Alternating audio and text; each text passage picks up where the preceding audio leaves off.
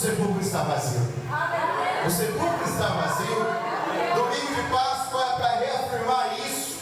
Não encontrar o corpo de Cristo, pelo contrário, Ele apareceu, queridos. A morte não pôde detê-lo. Por isso eu convido você a orar nessa manhã. Não para um Jesus crucificado, deformado, um Jesus inchado, não, um Jesus que vivo está, que ressuscitou. Então isso me motiva a orar, isso me dá base para a minha oração, isso faz com que a minha oração possa sair desse espaço e chegar até o céu de glória, queridos, porque Ele está vivo, vivo, vivo, como Estevão viu. Nós podemos contemplá-lo pela fé à destra de Deus Pai Todo-Poderoso. Olhe comigo, eterno Deus, eu te dou graças, Senhor, eu te dou graças pelo teu sacrifício, eu te dou graças, meu Pai, pela tua vitória sobre a morte.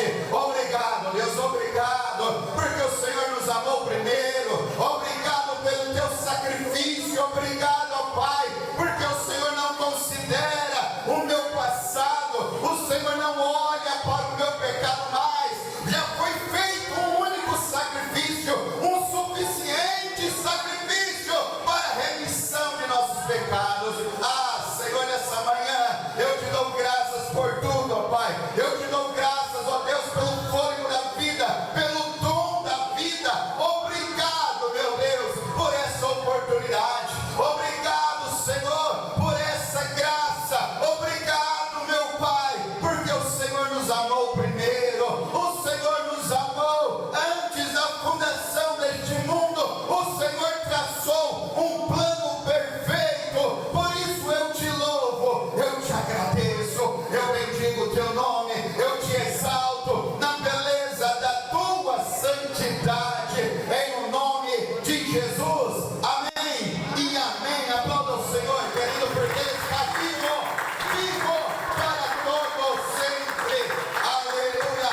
Onde você está? Fique à vontade. Você está na casa de Deus, o Deus Todo-Poderoso, naquele que está vivo para todos sempre. E a boa notícia, Ele voltará. Oh, aleluia. Jesus Cristo voltará, meu irmão. Jesus Cristo voltará. Ele não criou todas as coisas e Ele nos deixou órfãos. Não, Ele é Pai. Ele é Pai.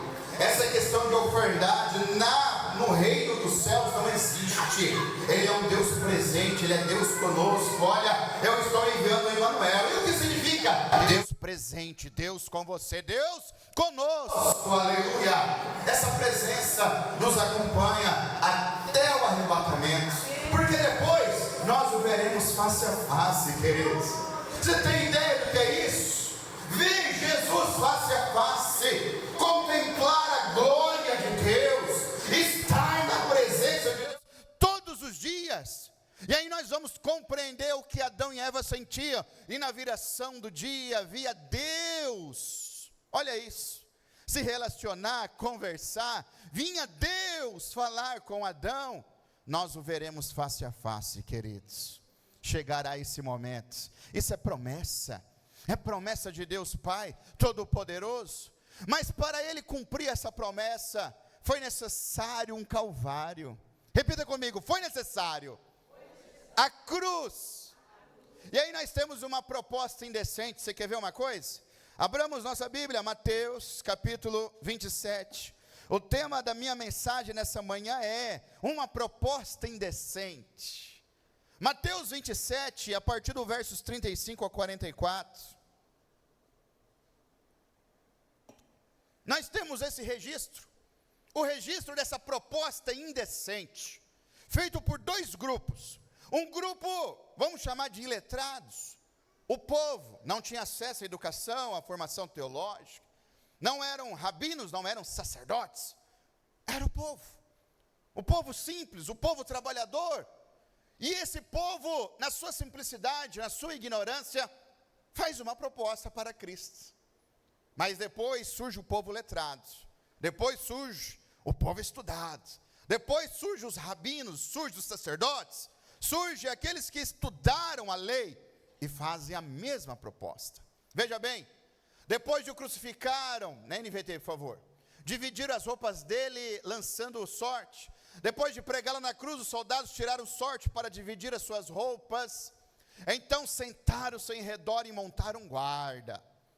Acima da sua cabeça estava presa uma tabuleta com a acusação feita contra ele: este é Jesus, o rei dos judeus. Vamos repetir o que estava na placa? 1, 2, 3. Este é Jesus.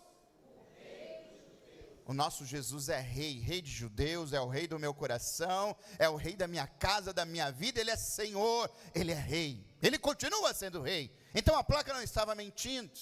Verso 38, 2 criminosos foram crucificados com ele, um à sua direita e o outro à sua esquerda. Você disse que destruiria o templo e o reconstruiria em 3 dias. Pois bem, se é o Filho de Deus, salve a si mesmo e desça da. Eu acho que você pulou um verso, né, Gustavo? O 39, ali.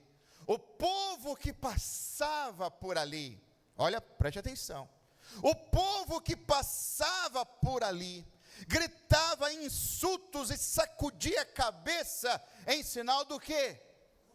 Zombaria. O povo, quem é o povo? Não há uma identificação, não há o RG e CPF. O povo que passava diante daquele cenário balançava a cabeça em sinal de zombaria. E esse povo dizia, agora o 40, você disse que destruiria o templo e o reconstruiria em 3 dias, pois bem, se é o Filho de Deus, salve a si mesmo e desça da. Olha a proposta indecente. Se tu és o Filho de Deus, desça dessa cruz, porque essa cruz não foi feita para um rei, para um Deus. Mas não parou por aí, verso 41, agora, os principais sacerdotes, os mestres da lei, agora, são os líderes do povo, eles também faziam o quê? Zombavam de Jesus, eles também zombavam de Jesus. Agora no verso 42, veja a proposta, salvou os outros, mas não pode salvar a si mesmo, diziam. Quer dizer que ele é o rei de Israel. Agora, olha a proposta sendo repetida. Que desça da cruz agora mesmo e creremos nele. Olha isso. Desça da cruz. Ah, meu querido, ainda bem que Jesus não desceu da cruz, meu irmão. Ainda bem. Isso é um motivo para darmos graças. Todos os dias, Jesus Cristo foi fiel até o fim, até a morte. Ele cumpriu o propósito de seu Pai. Ah, meu Pai, se possível, passa de mim esse cálice, mas seja feita a tua vontade. Olha isso, a tua vontade, a tua vontade. Por isso que Isaías vai dizer, como uma ovelha muda, ele foi para o matador. Ele não pensou, ele não balbuciou, ele não considerou a possibilidade de descer da cruz, de evitar a cruz. Sabe por quê? Porque ele te ama desde a fundação desse mundo. Ele te ama. Mas para chegarmos nesse episódio, aconteceu algumas coisas horas antes. Nós temos o capítulo 26 de Mateus, que vai retratar essas últimas horas, que vai nos dar alguns detalhes. Jesus no Getsemane, ali na sua última oração, os discípulos, alguns meio dormindo, outros oravam um pouquinho, mas logo dormiam, e de repente é chegada a hora, ele olha para os discípulos e fala, olha, é chegada a hora, e quando os discípulos se despertam finalmente, eles veem uma multidão, e o texto vai dizer que essa multidão vinha com porrete, com pedaços de pau. Lucas vai retratar tochas, porque era madrugada, e aí o texto fala que era uma multidão, talvez uma mistura de soldados com população civil, nós não sabemos desse detalhe, mas o texto revela que era uma multidão, armada até os dentes, para prender quantas pessoas? Para prender quantas pessoas? Um único homem. Esse é o sistema do mundo, queridos. Esse é o sistema mundano. O sistema mundano não quer saber se é criança, se é idoso. O sistema mundano não quer saber da fragilidade. O sistema mundano, ele vem armado de violência. E aí a resposta de Cristo: amigo, para que tudo isso? Veja que Cristo olha para Judas, depois desse encontro, aquela multidão armada até os dentes. Jesus olha para Judas e fala: amigo, só Jesus, querido, é só Jesus.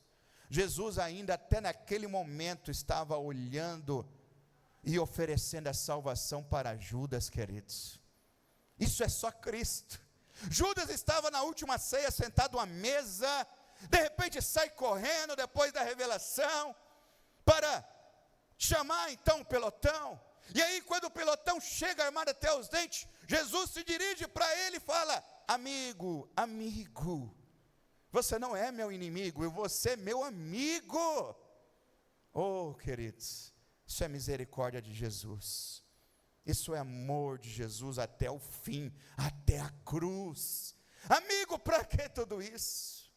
Veja, e depois do episódio, Pedro pega a espada, corta a orelha de um soldado chamado Malco. E aí Jesus fala: ô Pedro, Pedro, a violência deste mundo, o meu reino é um reino de paz, é um reino de amor, é um reino onde há a bonança, onde há harmonia. Pedro, guarda a tua espada. E aí Cristo então faz um milagre, naquele momento. Veja, isso aqui é interessante. Não importa a situação que você está vivendo, querido, Jesus Cristo tem poder para operar milagre nas mais densas trevas da sua vida. Ele tem poder. Eu já disse isso aqui. Jesus não é bipolar. Eu e você nós somos. Eu e você nós amanhecemos daquele jeito, daquele dia, mas tem dia que nós não queremos sair de casa. Ainda bem que Jesus não é assim. Ainda bem que Jesus não é assim. Significa que todo aquele que nele crê, se chegar até ele, ele vai se chegar até aquela pessoa, queridos, em todos os momentos. Veja, uma situação densa, uma situação tensa, uma situação difícil. Jesus achou um tempo para curar a orelha dos soldados. Veja isso, Pedro guarda, ainda repreendeu Pedro: guarda a tua espada, Pedro, porque o meu reino é um reino de paz. E então prossegue. A corte prossegue. Chega então na casa do sumo sacerdote Caifás. Lá já estava reunido, o texto vai dizer isso. Lá já estavam reunidos os principais, aguardando então o acusado. E aí o texto ainda vai dizer que o sumo sacerdote, junto com os principais, procuravam um falso testemunho. Desde o início, o sistema deste mundo é baseado na mentira, queridos. Eles procuravam um falso testemunho para poder então matar Jesus. E aí o sumo sacerdote Caifás, tentando interrogá-lo, extrair uma confissão, e Jesus em silêncio. Só que nesse meio tempo nós tínhamos Pedro. Pedro estava ali, atento, acompanhando Jesus de longe. E talvez Pedro tivesse esquecido, diante daquela tensão terrível, daquilo que Cristo tinha dito para ele. Porque no momento antes, entre o final da última ceia e a ida para o Getsêmani, Jesus então mais uma vez fala: olha, é chegada a hora, o Filho do Homem será glorificado, ou seja, será morto. Pedro então interrompe Jesus e fala: não, Jesus, se possível, eu vou morrer no teu lugar. E aí Jesus olha para Pedro: Pedro, ainda essa noite, ainda que o galo cante, tu me negarás 3 vezes. Pedro então talvez esqueceu.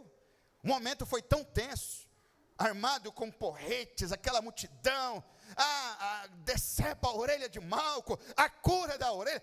Pedro se esqueceu, e Pedro acompanhando de longe, e ele fica quietinho de longe, e de repente uma criada olha para Pedro: você era você estava com aquele Galileu. Pedro então nega a primeira vez. Passa um outro tempo, talvez Pedro mudou de lugar, na tentativa de não ser achado novamente. Mas outro criado encontra Pedro: você era um. Enquanto isso, Caifás, pressionando, interrogando Jesus de Nazaré, queridos. Pedro então nega pela segunda vez. Pedro então, atordoado, talvez ele muda pela terceira vez de lugar. E de repente quem ele encontra? Um outro criado. Você era um desses. Você andava com esse Galileu. Você também é Galileu. E então Pedro nega pela terceira vez. E aí o texto sagrado vai dizer que quando Pedro nega, o que acontece? O galo canta. E aí ele cai em si daquilo que Cristo tinha dito a ele, queridos. Quantas e quantas vezes negamos Jesus diante de situações das nossas vidas? Situação tensa, difícil. Ah, meu irmão, deixa eu te dizer uma coisa: não negue a Jesus em momento algum da sua vida, porque é Ele que está com você em todos os momentos. É Ele, sempre foi Ele. Mas voltamos para a história. Caifás interrogando Jesus e buscando testemunhas falsas. Caifás diz: olha, é verdade que tu és o Filho de Deus. E aí Jesus então, ele não brinca com a verdade, porque Jesus ele é a verdade. Ele é a verdade. Jesus ele não pode negar a verdade, querido, porque Jesus ele não contém a verdade. Jesus ele é a verdade. Jesus então olha para ele: eu sou o Filho de Deus Todo-Poderoso, e este templo será destruído, mas em 3 dias eu reconstruirei. E aí de repente Caifás, ouvindo essa declaração de verdade, como que a verdade ofende a mentira, né? Caifás então rasga suas vestes, dizendo: basta. Ele confessou publicamente, ele blasfemou, dizendo que era filho de Deus. Mande-o para Pilatos. Mas aí, antes de mandá-lo para Pilatos, o texto sagrado vai dizer que ali começaram a esbofeteá-lo. Ali começaram a maltratá-lo. Não foi lá na crucificação depois de Pilatos. Antes, já na saída da casa de Caifás, o povo começou a socá-lo, queridos. Você tem ideia do que é isso? Agora você imagine o trajeto da casa de Caifás até a casa de Pilatos. O que aconteceu? Se na casa do sumo sacerdote a violência já tomava conta, imagine quando saiu da casa do sumo sacerdote. O que é que aconteceu com o nosso Jesus? Chegando então diante de Pilatos, Pilatos olha para aquela situação, e aí o texto sagrado vai dizer que por tradição da Páscoa, tradição, é coisa humana, na tradição da Páscoa, no dia de Páscoa, o governador, como um ato de misericórdia, soltava um preso. Veja só, então era a chance de Jesus, era um momento de Jesus. Mas entenda uma coisa, queridos: esse mundo não é justo, justo só é Deus. Justo só é Deus. Era hora de Jesus sair impune, ileso. Afinal de contas, tudo era uma falsidade. As acusações eram falsas. Jesus não mentiu em nenhum momento. Então era um momento exato para Jesus sair daquele lugar e voltar a continuar pregando o seu evangelho. Mas entenda uma coisa, querido: era necessário a cruz de Cristo. Era necessário. E aí chegamos então diante de Pilatos, Pilatos interrogando: és tu o Filho de Deus? És tu o Rei dos Judeus? E o texto sagrado vai dizer que Jesus ficava em silêncio.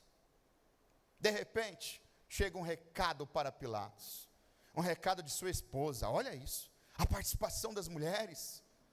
Pilatos recebe esse recado: olha, tua esposa manda te dizer, não te metas com este inocente. É interessante que o recado, a esposa recebe uma revelação na madrugada, porque ela diz que teve um sonho e ficou muito perturbada.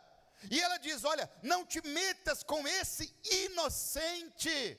Você não está vendo, Pilatos, esse homem não fez nada. E Pilatos então ficou entre a cruz e a espada, como nós dizemos. Ele precisava manter a ordem.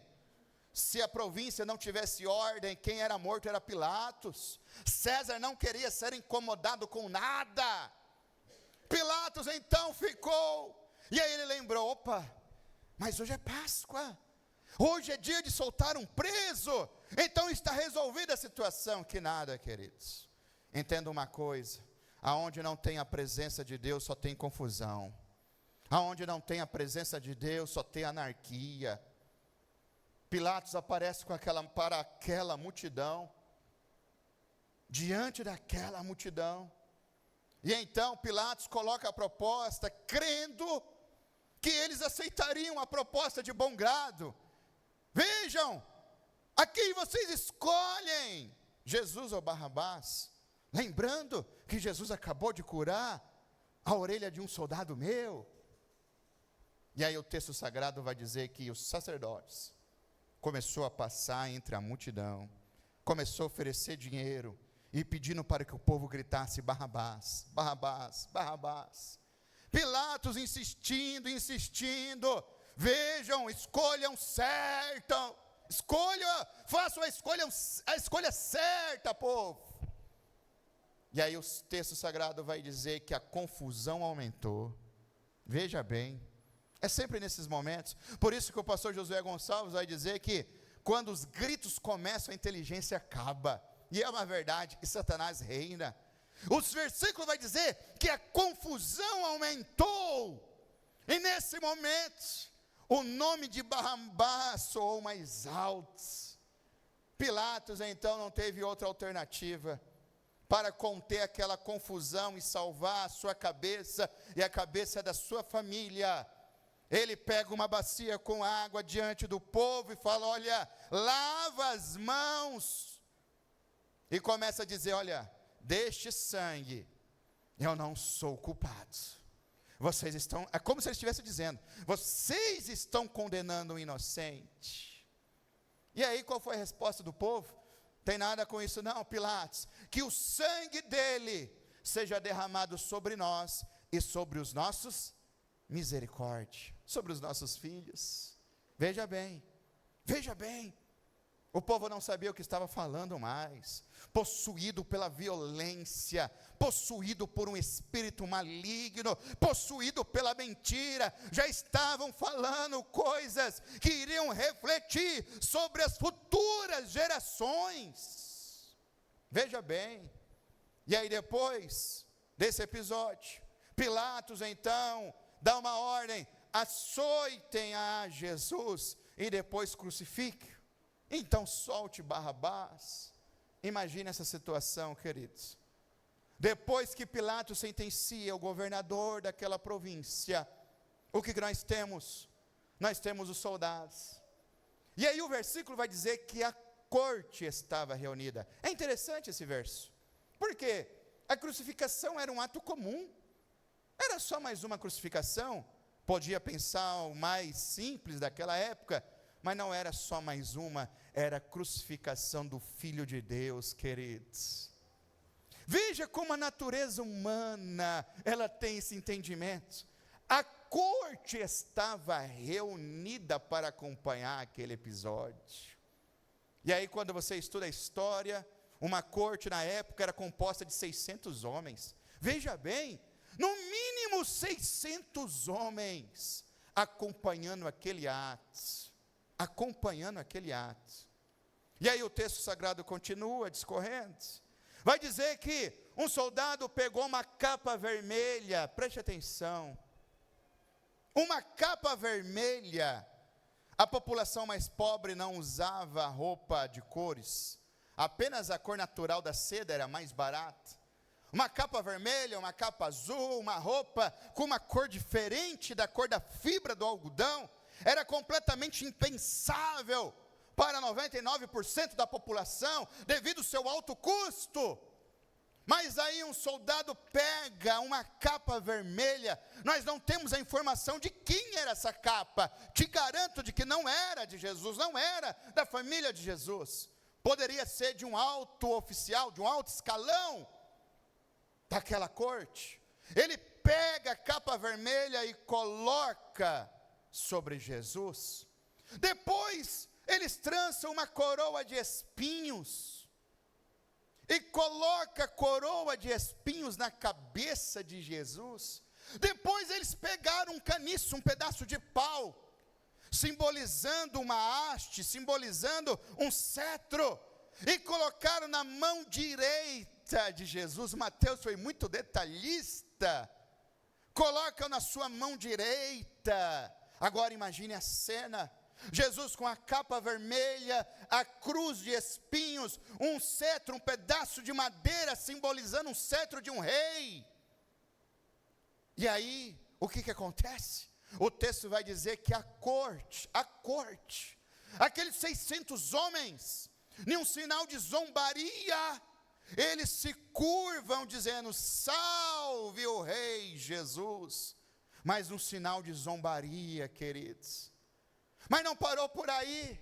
Depois deles fazerem essa veneração, no sinal de zombaria, o texto sagrado vai dizer que eles retiraram o caniço, retiraram aquele pedaço de pau que Jesus estava segurando, e com aquele pedaço de pau, começaram a bater na coroa de espinhos de Jesus. Você tem ideia do que é isso, queridos? E aí a ciência vai dizer, os estudiosos, os teólogos, vão dizer que cada espinho tinha o comprimento de 12 centímetros. Aí você imagina o sofrimento. Depois desse episódio, eles retiram a capa, está escrito isso.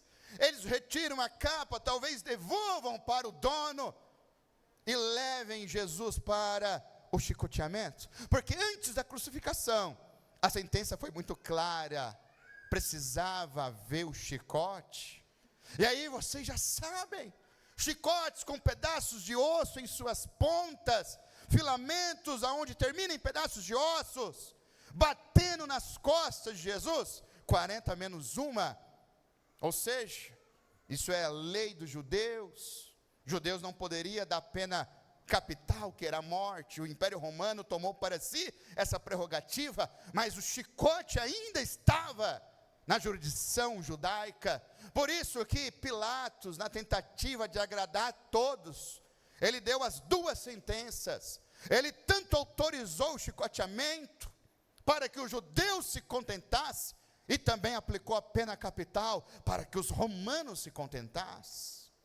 Agora imagine a cena, Jesus recebendo 39 chibatadas, e depois daquele episódio das chibatadas, ele precisou carregar a sua cruz, queridos, até o monte, até o Gólgota. Veja bem, diante dessa explicação, agora faz sentido a proposta. Jesus, você já sofreu demais? Você já provou o que tinha que provar, Jesus? Você não precisa provar mais nada. Desça dessa cruz. Desça dessa cruz, Jesus. Nós já vimos que você não reclamou em nenhum momento. Já está tudo bem, Jesus, desça dessa cruz. Essa foi a proposta de Satanás para Jesus, queridos. Mas sabe de uma coisa? Jesus te ama. E ele não desceu daquela cruz. E aí nós chegamos no nosso texto. Aqui começa a história dessa proposta. E aí a pergunta que não quer calar: por que ele, sendo filho de Deus, ele não então desceu da cruz e acabou com tudo aquilo? Quando Judas chegou com um pilotão, e Pedro ali, alvoroçado com os discípulos, falou: calma, se eu rogasse ao Pai Celestial, Ele enviaria 12 legiões de anjos para me proteger. Essa foi a resposta de Jesus, Mateus 26, se uma legião tem 6.000 soldados, faça as contas, Jesus está dizendo: olha, discípulos, se acalme, eu sou o Filho de Deus Todo-Poderoso, mas eu amo vocês em primeiro lugar aqui nessa terra, eu estou cumprindo a vontade de Deus Pai Todo-Poderoso. E aí nós chegamos aqui nessa proposta indecente. Mas por que Cristo então não desce? Por que Cristo então agora não acaba com tudo? Por conta disso, querido. Abra sua Bíblia, Romanos capítulo 3, versos 9. Aqui está a explicação. Romanos 3, verso 9. Pois bem, devemos concluir que nós, judeus, somos melhores que os outros? Não, de maneira nenhuma, pois já mostramos que todos, judeus ou gentios, estão sob o poder de quem? Sob o poder de quem? Do pecado. O pecado tem poder, queridos. O pecado escraviza. Então foi necessário um poder maior do que o poder do pecado. Foi necessário um poder sobrenatural, aonde nenhum homem é capaz de fazer, a não ser Jesus de Nazaré. Não subestime o pecado. Jesus não desceu da cruz, porque o pecado ele escraviza o homem. E o que é um escravo? Um escravo não tem vontade, um escravo não tem escolha, um escravo não tem desejo, o escravo não pensa, o escravo simplesmente é uma marionete do seu vício, do seu pecado. E Jesus sabia disso. Jesus sabia muito bem disso. Foi para isso que ele veio, para libertar o homem da escravidão do pecado. Foi para isso que ele veio, para nos libertar da escravidão do pecado. Ah, queridos, o apóstolo Paulo vai dizer: olha, o bem que eu quero fazer eu não consigo, agora o mal que eu tento evitar, esse todos os dias eu faço. Você sabe o que é isso? É o poder do pecado sobre a nossa carne, sobre os nossos desejos, sobre a nossa mente. O pecado tem poder, mas Jesus Cristo foi para a cruz para vencer o poder do pecado, queridos, e nos proclamar a libertação uma vez por todas. Por isso ele não desceu, por isso ele não cogitou essa possibilidade, por isso ele não deu bola para essa possibilidade, tanto do povo como dos principais. Desça da cruz. Não, eu não vou descer da cruz, porque eu estou aqui para cumprir e vencer o poder do pecado, para libertar os meus filhos, para libertar o povo santo. E aí nós temos em Romanos capítulo 5, versos 12, veja bem, Romanos 5, 12, quando Adão pecou, o pecado entrou no mundo e com ele a morte, que se estendeu a todos, porque todos pecaram. O pecado entra, e o negócio não fica só aqui, queridos. O pecado entra, ele acaba com o nosso corpo físico. O pecado entra, ele acaba com a nossa vida espiritual. O pecado entra e ele acaba com a nossa eternidade. Olha as dimensões. Olha as dimensões. Por isso que a morte de Cristo foi necessária, porque ela impactou as 3 dimensões, não só o material, mas também o espiritual, e está reverberando agora até a eternidade. Por isso da morte da cruz, uma outra morte não iria impactar em nada, em nada. Agora a morte de Jesus, ela impactou essas 3 dimensões. Tanto é que quando Jesus expira, o texto sagrado vai dizer que o céu se fecha, acontece um terremoto, algo cósmico, querido, algo cósmico. E aí o soldado que estava guardando o corpo de Jesus olha para Jesus. Diante de Jesus, querido, a mentira ela tem que sair, ela não subsiste. O soldado estava diante da verdade, e o soldado exclama: esse era verdadeiramente o Filho de Deus. Veja, a verdade se revela àquele soldado que ajudou a crucificar Jesus. Este era o Filho de Deus. Só tinha um erro: ele não era, ele é o Filho de Deus, queridos. Ele é. E aí em Romanos 5,15, vai dizer assim: mas há uma grande diferença entre o pecado de Adão e a dádiva de Deus. Oh, aleluia, diga graças a Deus. Tem uma grande diferença, não é uma simples diferença, é uma grande diferença. Olha como o apóstolo Paulo começa, ele vai dizer assim, veja bem: pois o pecado de um único homem trouxe morte para muitos, ainda maior, porém, é a graça de Deus, ainda maior é a graça de Deus. Repita comigo: a graça de Deus é maior.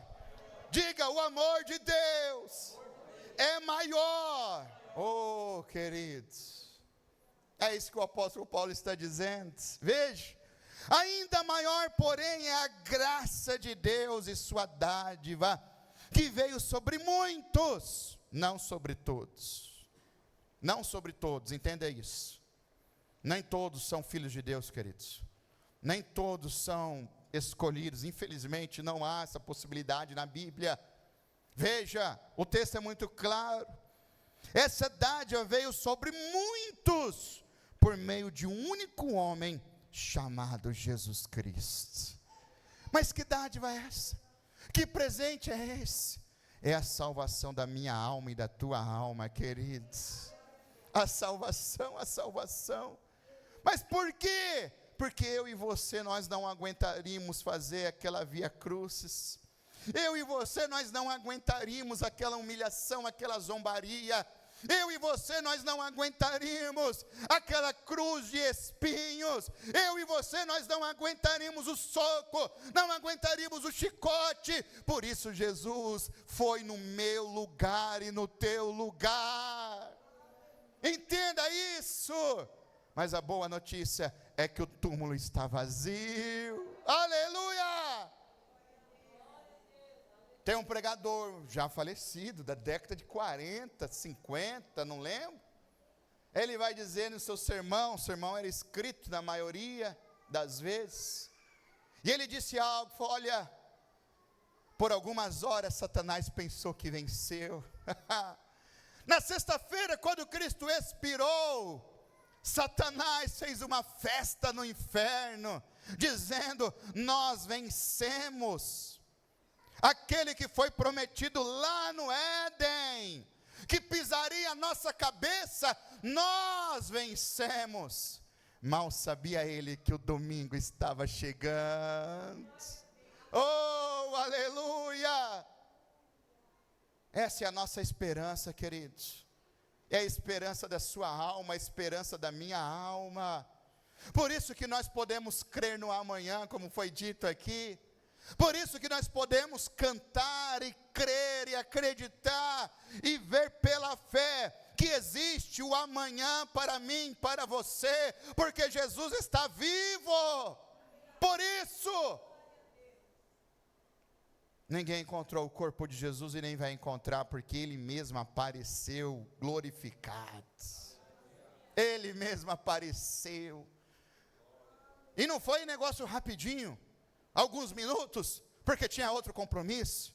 O texto sagrado vai dizer que Ele ficou por 40 dias. Olha isso, 40 dias, queridos. N motivos. Primeiro, fortalecer a fé dos seus discípulos. Eu estou aqui, eu estou vivo para todo sempre. Oh, aleluia. Hebreus 9, 28, eu quero encerrar aqui, diante desse quadro. Hebreus 9, 28, veja bem. Também Cristo, Ele foi o quê? Ele foi oferecido. Ele foi oferecido. Oferecido como sacrifício uma só vez. Eu gosto desse texto por conta disso. Cuspiram em Jesus uma só vez, açoitaram Jesus uma única vez, crucificaram Jesus uma única vez, queridos. Esse episódio não vai se repetir, aleluia, porque quando Ele voltar, voltará como o Rei da glória, voltará no seu alto e sublime trono, um trono de glória. Ele não vai mais se humilhar, ele voltará para buscar um povo santo, uma igreja lavada e remida pelo seu próprio sangue, uma única vez. Também Cristo foi oferecido como sacrifício uma só vez, para tirar os pecados de muitos, não de todos. Por quê? Por que não de todos? Por que ele não salva todo mundo no final? Porque Deus é justiça, queridos. Eu preciso olhar para a cruz, eu preciso aceitar essa cruz. O apóstolo Paulo vai dizer, olha, essa cruz, toma cuidado, viu? Ela é loucura para os homens. Ela é loucura para o nosso orgulho, toma cuidado. Para um orgulhoso, ele não entende esse sacrifício. Ele não entende, entenda isso. Isso é loucura, é loucura. Mas aqueles que aceitaram a cruz, receberam o selo da promessa de salvação. Se coloque de pé, veja bem, é pela fé, é com os olhos da fé, querido. Veja, também Cristo foi oferecido como sacrifício uma só vez, para tirar os pecados de muitos. Agora, olha isso, ele voltará, dá um glória a Deus. Não sou eu que estou te falando, é o texto. Ele voltará, não para tratar de nossos pecados, não, isso já foi tratado na cruz, isso já foi tratado. O apóstolo Paulo aqui foi certeiro, acreditamos que seja o apóstolo Paulo, e ele continua, mas para trazer salvação a todos que o aguardam com grande expectativa. Oh, aleluia! Ele não mais voltará para ser crucificado, mas para nos levar para o céu de glória para todo sempre. Mas não para todos, não, mas para aquele povo que o está o aguardando, que o está o reverenciando, que o está servindo, que o aceitaram com grande expectativa, queridos. Deixa eu te relembrar uma coisa, o túmulo está vazio. Oh, aleluia, aleluia. Oh, querido, que nesse domingo de Páscoa você celebre, como diz o texto, com grande expectativa, porque ele voltará para todo sempre. Talvez nós esquecemos dos detalhes, por isso que eu fiz questão de contar para você.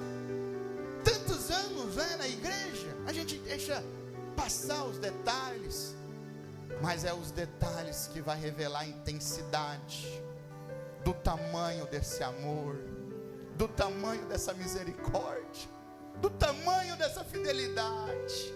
Mas entenda uma coisa, da próxima vez ele vai voltar para salvar e levar o seu povo para o céu.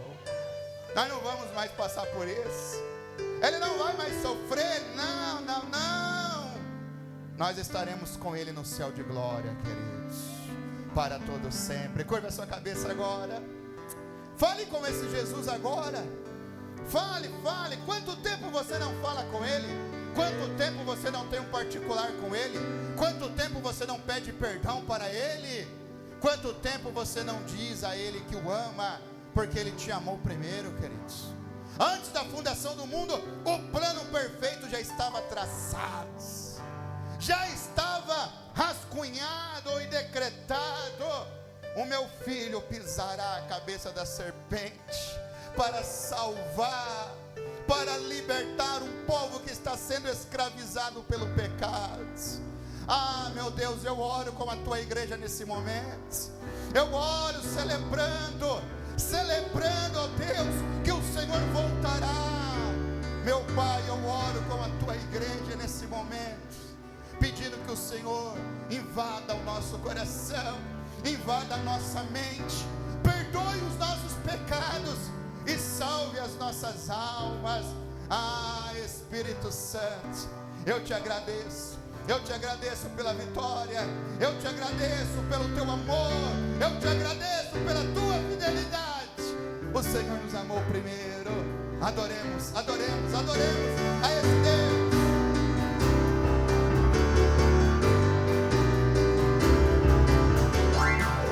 Celebrai a Cristo, celebrai.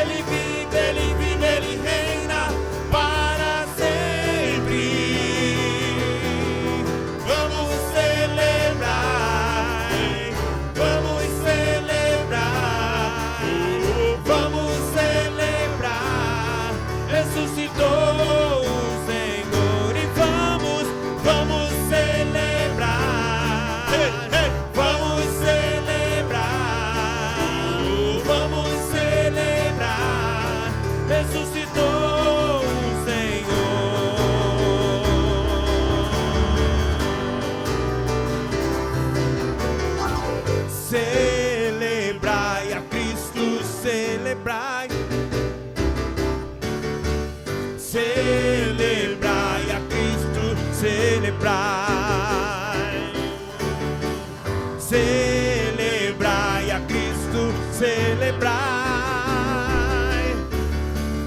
Celebrai a Cristo, celebrai. Ressuscitou, ressuscitou,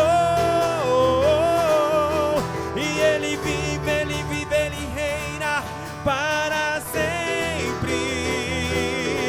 Ressuscitou,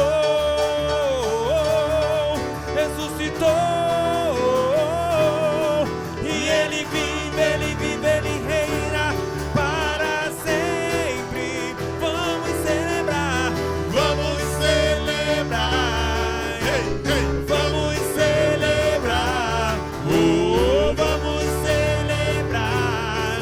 Ressuscitou o Senhor e vamos celebrar, vamos celebrar, oh, vamos celebrar. Ressuscitou o Senhor. Aleluia, aplauda o Senhor, Ele ressuscitou, Ele está vivo, aleluia. Curva a sua cabeça por um momento, diante dessa constatação, diante desse fato, de que Jesus está vivo, de que Ele ressuscitou, diante dessa palavra que é viva, que é verdade, diante dessa nuvem de testemunhas, diante do fato de não encontrar um corpo, pelo contrário, Ele apareceu, diante da promessa de que Ele voltará, não para buscar a todos, mas a muitos que o estão aguardando com grande expectativa.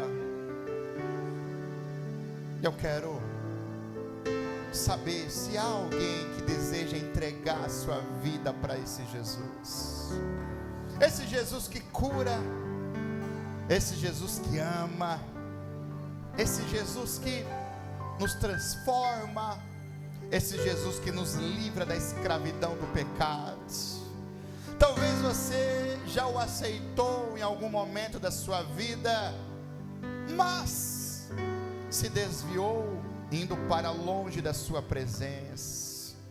Essa manhã é manhã de reconciliação, porque Ele está aqui nessa manhã, queridos.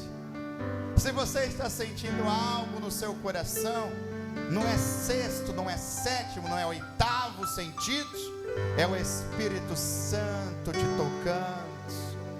Não é uma emoção barata, não, é o Espírito Santo na sua mente dizendo: você precisa de Jesus de Nazaré, para a tua vida fazer sentido, para a tua vida então entrar em um futuro, em uma esperança de glória. Ah, queridos, nessa terra nós estamos de passagem, mas chegará um momento que nós se depararemos com a eternidade. Oh, aleluia! E eu quero que você esteja com Cristo nessa eternidade. O mais surpreendente, eu quero estar nessa eternidade com Cristo. Nessa manhã é manhã de você se reconciliar com Deus, aceitar esse Jesus na tua vida. Aí você fala, mas é difícil. Jesus garante todas as coisas, queridos.